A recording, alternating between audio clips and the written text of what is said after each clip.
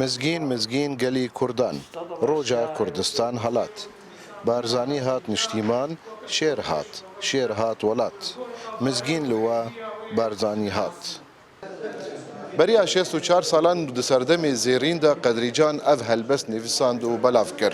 Niha li paş 5 salî ji koça wî li Almanya tê bibîranîn û ji aliyê rewşenbîr û nivîskarên Kurd ve rêz li xebata wî tê wergirtin. Weke pêşengê helbestan û jin bi hozana Riya Taze di sala 1936 de tê naskirin û nivîskarekî jê hatî di rûpelên hawar û roja nû û ronahî û gelawêj de bû.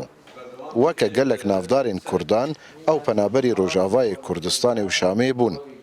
Li gel Mîr Celadet Bedirxan û Cegerxwîn û qenatê Kurdo, li Şamê û Bexdayê û Sofyetê û tenê bi zimanê Kurdî Qedrîcan nivîsên xwe belav dikirin.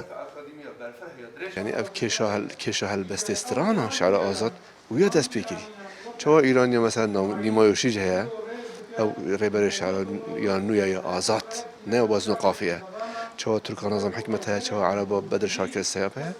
Kurda jî Qedrîcanê heye. Taybetî pîşara me zarabê Kirmancî. Soranî Abdullah Gulan rêberê wê wî awayê şerê bes Kirmancî de Qedrîcan e.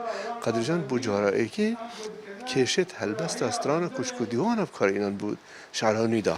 Ev bi afrandina mezin. Mizgîn kurê mezin ê Qedrîcan e. Ji bo wî ev rêzgirtin ji bavê wî re weke zindîkirina wî ye careke din. زۆر دڵخۆشم بۆ فێستیڤاڵە کە ئەمڕۆ وەک ڕێزگرتنێک لە قەدریجانی باوکم بەڕێوە چوو.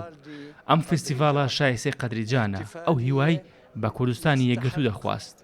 يستحقها قدريجان بامتياز تمنياته انه يشوف كردستان وحده.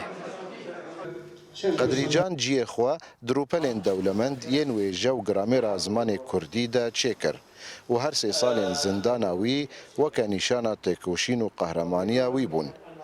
Ew di nehê tebaxa sala 1972 de li Şamê koça da wî kir û her li wir bi xakê hate spartin.